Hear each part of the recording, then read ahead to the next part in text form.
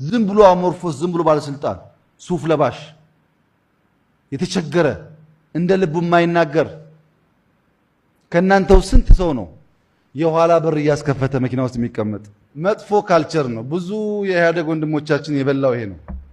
ውስጣቸው ቀፎ ነው ባዶ። በሱፍ ምክንያት ካልተከፈተ የማይወርዱ የማይወጡ በቃ የተከበሩ ያስከበሩ። ፎርጌት ኢት። ሰውን አንተ ሰውንና ስራ ምን ነው ጭንቀቱ?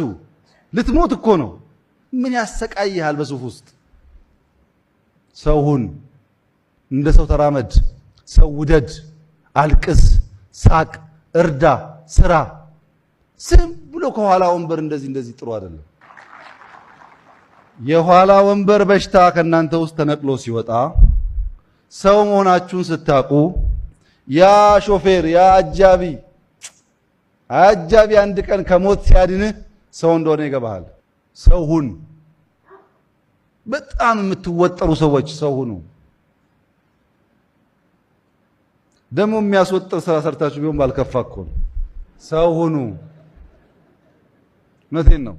በጣም ከሚያሳዝኑኝ ሰዎች በኋላ ወንበር የሚመጡ ሰዎች ናቸው። አትሰቃይ፣ ሰው ሁን። አንተ ተሰቃይተ ቤተሰብን አሰቃይተ በኋላ እኮ ችግር ነው። ስታስከፍት ያየ ልጅ ምን እንደሚያምረው አስብ። አዳዲሶች መከራ እንዳትበሉ ባካችሁ። በር አታስከፍቱ። ከፍታችሁ